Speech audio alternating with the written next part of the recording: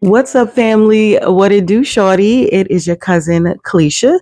It is approximately 8:30 in the morning, and I am in beautiful Fairfax, Virginia. So greetings from Fairfax. And as I'm getting ready to go assist this brand new property that I've been working on, a thought came to mind. And I wanted to tell you that it is cutting season, not cuffing season. It is cutting season. Why do you say that, Cleisha? This is why I say that. Because as we know, this is the time of year where people get together and they get in these relationships, these one night stands that last 6 months that are detrimental to your destiny.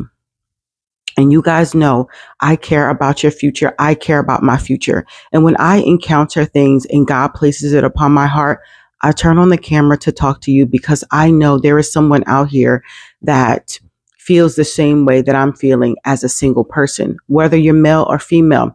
Not only are people looking for a place to stay, they are looking for a place for their heart to rest. And even though that's understandable, I mean, where do broken hearts go, right? But we have to understand that love is not enough. Love, the feeling of love is not enough. And that love is an action word. And more importantly than that, you have to make sure whoever you are getting yourself involved with, whoever you're entangling yourself with, whoever you believe that you can court to marry, you have to have the same foundational principles. You have to be equally yoked. You have to be on the same page. How can two walk together unless they agree? Okay. So while this is cuffing season for most of you, it is cutting season for us with wisdom and discernment. And of course, what life experiences that has gotten me here, that has gotten us here to this revelation. As a single woman who is doing very well for herself, who continues this healing journey, um, and I'm out here and I'm living life and I have a life that I can actually be proud of and a life that I find peace and happiness and joy as a single person. When you give life, when you emanate light, you do attract people. You will attract people. All kinds of people are drawn to your light.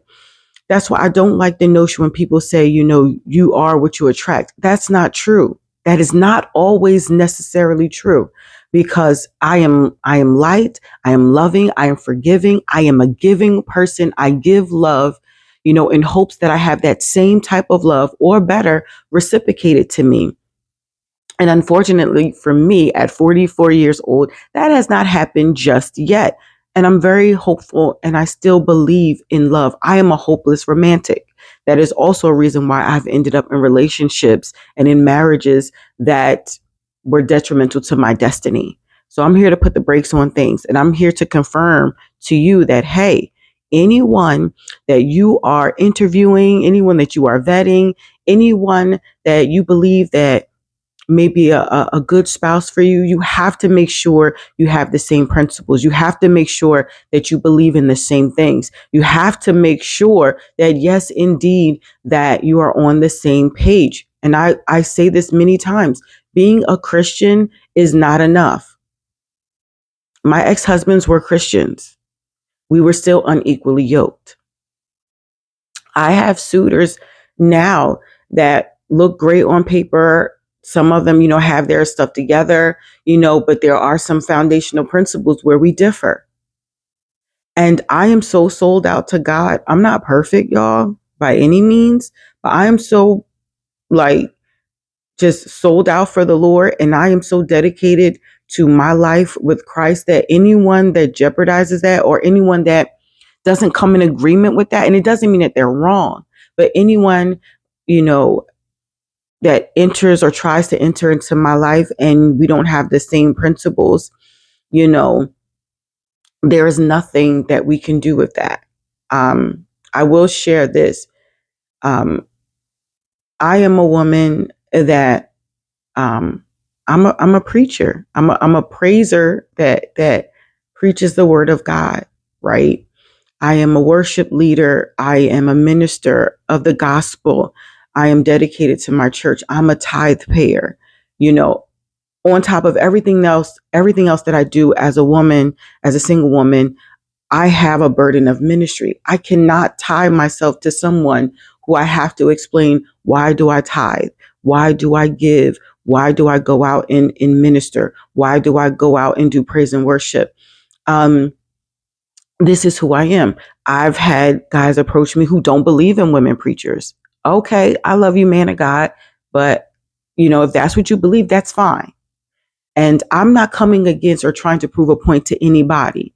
I don't believe as Christians we need to beat people over the head with the word of God. You feel how you feel. I feel how I feel. I know what God has created me to do, more importantly, because if Cleisha had a choice, Cleisha would not be doing this. Cleisha would not be in front of you right now. I did not want to bare my soul and tell my testimony to millions of people. I did not want that. There was a lot of things that I have done and decisions that I have made, and my life took me away that I am not so proud of. And I have no one to blame but myself. Okay. But when God says you have a ministry, kicking and screaming, dragging me, you have a ministry. And I've made peace with that. So if someone comes into my life and say, hey, you're a great person. I want to be with you. I don't mind having a life with you. You fit the mold for what I want, but I don't really believe in women preachers. Then this is where we end. Love you. It is a hard thing to stand on business. It can be very lonely. You guys know I travel for work. Last week was very emotional for me. It could be a chemical imbalance. You women know what I'm talking about. But it is the truth. And I was having a conversation with someone last night, and he said, well, why were you crying last week? It's not, and I told him, it's not because I'm single and I felt lonely. I said, that's not it. It is the fact that I have given love and given myself and my time and my attention and devoted my life to people. And I have yet to receive that type of love back. I have yet to receive someone fighting for me. By the time they want to fight for me, I've already checked out. I've already tried. I've already did everything. And you have taken my last tear. Okay. You have burned the last nerve of feeling that I have for you. So by the time most people are willing to work on things, it is little too late. So in the thick of things, I have not received the love that I have poured out. And yes, these nights get quiet sometime. I made it through my vacation. And I think because it was so much going on and it was such a wonderful distraction, different things. And I was kind of apprehensive. You guys know if you've seen the video of my birthday vacation, and I made it through. Now that I'm back home, y'all, back to life, back to reality. And as a single person, you will have moments. You will have ebb and flows of emotions. And I'm a type of person where I don't drink, I don't smoke. So I sit in those emotions and I, try to find, well, what is it that I'm feeling? And I really go through it. So if that's what you have to do, do it. But for some of us, it's not cuffing season. It is cutting season. And we all know, even when God prunes us and he cuts off things, it hurts. I'm not going to look, listen here, y'all. I'm never going to lie to you. I am one woman who is very transparent. Excuse me. And I'm never going to lie to you about this single journey, being a Christian, a woman of God. If you're a man of God. It is not always easy, but and God has designed us for community. He's designed us for relationships. You know what I mean? So it's hard when you're in the weight. But I talk to my coworker about this all the time. And, we're both single. I talk to a lot of single people. And it does look bleak. I'm not going to lie. It doesn't look good, but I still believe. So even though this may be your cutting season, it won't always be like this. Believe me.